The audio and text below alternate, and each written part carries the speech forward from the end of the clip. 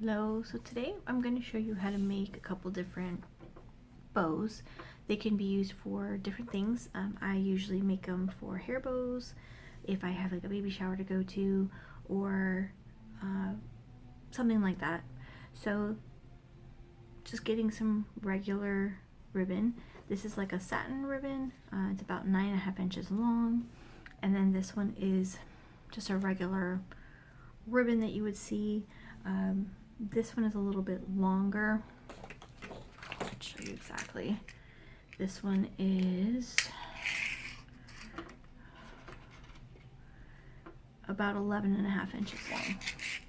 So you can use whatever length you want. I prefer these. I'm gonna make two different bows today, so I'm just gonna show you how to do those. Okay, so first, I'm gonna go ahead and make these. What you would need is basically ribbon, a good pair of scissors, a needle and thread, or a glue gun. So glue gun. Please excuse my glue gun. It is filthy. Haven't cleaned it lately. So what I'm going to go ahead and do first is show you how to do like a regular bow tie bow. These are pretty easy. Basically, you fold them over like that. Just make sure. What I usually do is I fire the edges to make them to where they don't peel like this, but since they're going to be hidden, I'm not going to really worry about it today. So what I'm going to do is just fold it in half and make like a crease on the ribbon. Now you want this, the satiny side out when you do this, and then what you do is I usually put a small, just a little bit of glue, hot glue. You don't want to put a lot, because once you go to put it in the bow form, if you have too much glue, it won't bend the way that you want it to. So I went ahead and did that, and you can see what I'm going to go ahead and do is just add a little bit more so I can put the other side. And like I said, you don't need a lot, just a little bit, because you are going to do more to it than just this. Just make sure that it's even. Oops, I didn't put enough. Just make sure it's even with the rest of the ribbon so that you don't really have anything hanging off. So, and you might burn your fingers a little, but I usually use the low glue when I do this one, so it's not so bad. I prefer to use needle and thread, but because this is a little bit more complicated if you do it that way. Now, usually all you need to do at this point is fold in half, and you can leave it like that. You see it makes a cute little bow. What I usually do is I fold in half and then I fold the sides in half, so it makes like an accordion. See, if you put too much glue, you can't bend it, and then there you go. So you can use either side. I prefer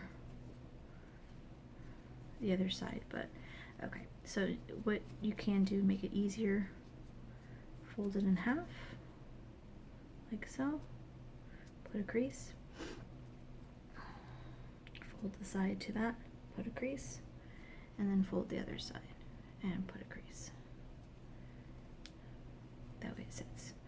And then you can just kind of fluff it how you want. Now, then you can actually fluff these if you like on the side.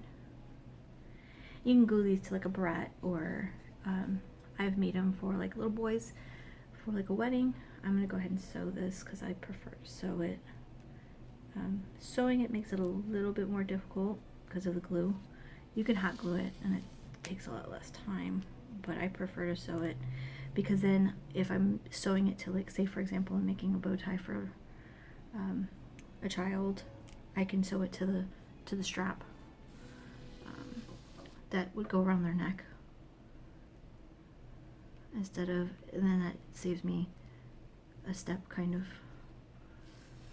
I'm not trying to glue it, which I hate. Okay, so you just want to make sure that it's tight on both sides.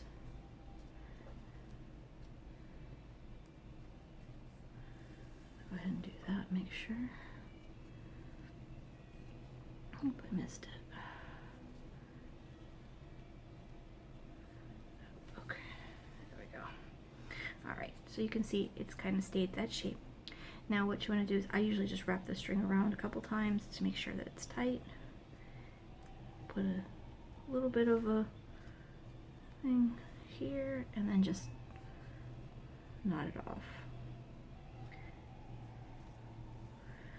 Because you're going to cover this, so it's not perfect, not a big deal. And then just snip. Okay, so there you go, there's your bow. And then what you do, I prefer to do it this way. You can do it with a different color ribbon if you like. So I'm going to go ahead and show you with a different color ribbon since I have. You can do, if you do it with a different color ribbon, what you would do is you need to make sure all the strings are in. You put a dip of glue and you wrap it around. And then you have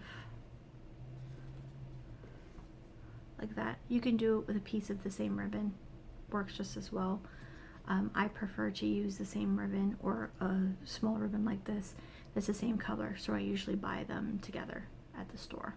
But that's what you do, and then you would just attach it to like a barrette or to anything that you use, and you can fluff these. You can use it underneath as well, like a different bow, or on top of a secondary bow. I can show you that as well. So that's the first bow. Second bow that we're gonna make, you need like this. I usually like it a little bit longer, but we can work with this one. I cut it a little short. So what you're gonna do is you're gonna take the end, flip it like you're gonna make a curl, and kind of go towards the middle. Now an easy way to do this too is to kind of make like a ribbon like you would see like the breast cancer awareness ribbons, or those kind of ribbons where it looks like that. You want to flip it on both sides and you want it to cross over. So you're going to have like that. You see, I did make it a little smaller than I should have, because you should have bigger. But and then you just kind of fix it to where these parts are the same. And you would do basically the same thing. You would just, I like to have it to where they kind of go in the middle. Now you're going to want to do the same scenario. So I like to do it with a needle and thread, like I said before. So I put my scissors down on it so that I can make a knot. I like to do it with a needle and thread because, like I say, if you mess up or you don't like how it looks once you finished it, you can always take the thread out and redo it. Makes things a little bit easier, makes things a little bit, or you can make sure you get it the way you want it instead of trying to glue it and then hoping for the best. So I usually start inside and I try to do a couple bits, and then you can just tighten it. Just make sure you get everything. So I try to do at least 3, and then what I do is I go ahead and fold it the way that I want it and just tighten. And then what you do is you take this, you wrap it around,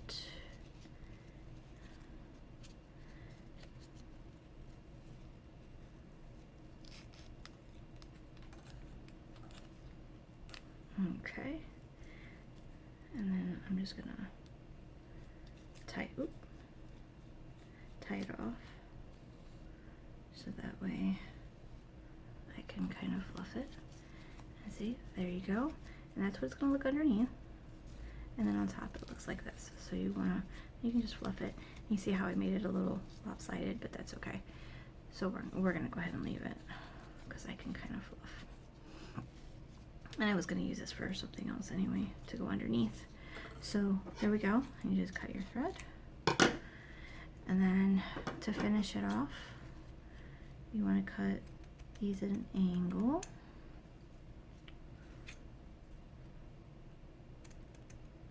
To make it look like a real bow. And then what I do is I take a lighter. I usually don't use the long ones, but this is the only one I could find. And you just barely go along the edges. what it does is it seals that edge, so that way you don't have any threads coming out.